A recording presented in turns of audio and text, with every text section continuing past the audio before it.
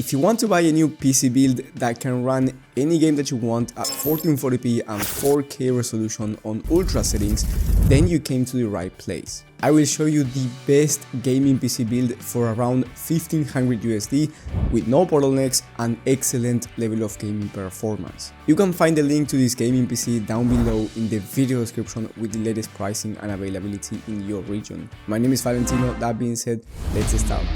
Let's start by talking about the CPU for this gaming PC in the Ryzen 7 7700. This is an amazing 8-core processor that's very power efficient, and as of right now is going on a discount, so you can get it for around 250 bucks, which is a steal in my opinion. So this CPU is going to be amazing to pair it with the graphics card from this system, which I will be talking about in just a second. Now, the Ryzen 7 7700 is very powerful when it comes to gaming performance, so in high CPU demanding games or esports shooters, you can expect high FPS. That being said, feel free to go with a 1440p 240 or even 360Hz monitor if you want to compete in games like Valorant, Fortnite, CS2 and games of that nature.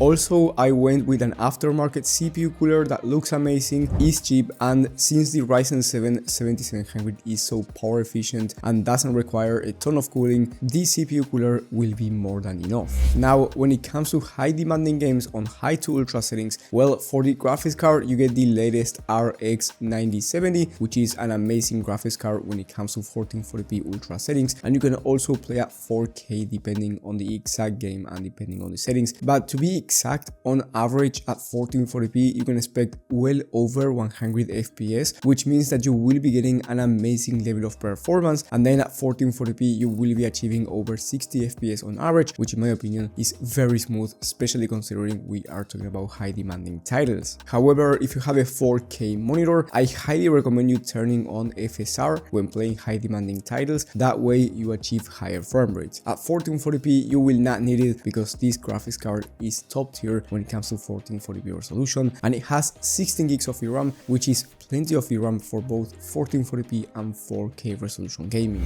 For the rest of the components, you get a motherboard with Wi-Fi included in case you can't be connected via Ethernet and you have to use the Wi-Fi features. Then you get 32 gigs of DDR5 memory, CL30 6000 MHz speeds, which basically means that you get very fast memory timings, and on top of that, since you get 32 gigs of RAM, you get an amazing level of streaming and content creation performance. So with this system you can do more than just gaming. Then you get a really good value case with plenty of airflow, and honestly it's amazing when it comes to pricing. Then you get a 1TB SSD, which is the standard for gaming, and last but not least you get an 850 watt power supply. That's really good quality, so if down the line you want to upgrade some components, you will be able to do so without having to change the power supply. So that being said, if you want to change the graphics card for example, then you just swap your GPU with a different one and it's going to work perfectly fine because the power supply is big enough, and also the case is quite big so it can fit basically any GPU.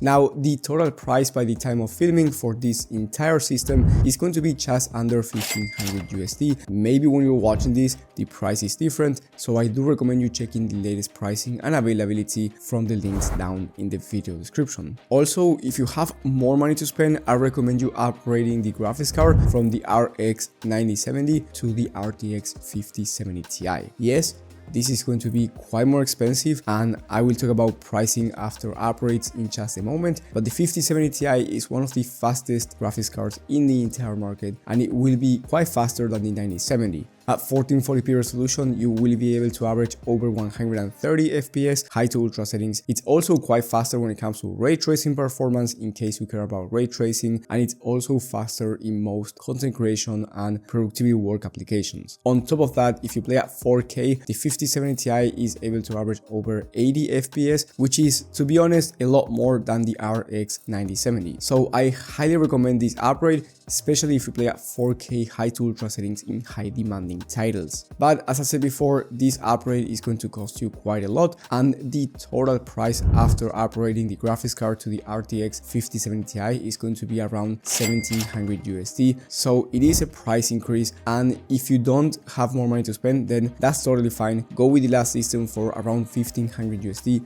you will be getting an amazing level of gaming performance, but if you have more money to spend, upgrading to the 5070 Ti, in my opinion, is a good decision. And if you found value out of this video, leave a like and subscribe, it's going to help the channel grow a lot.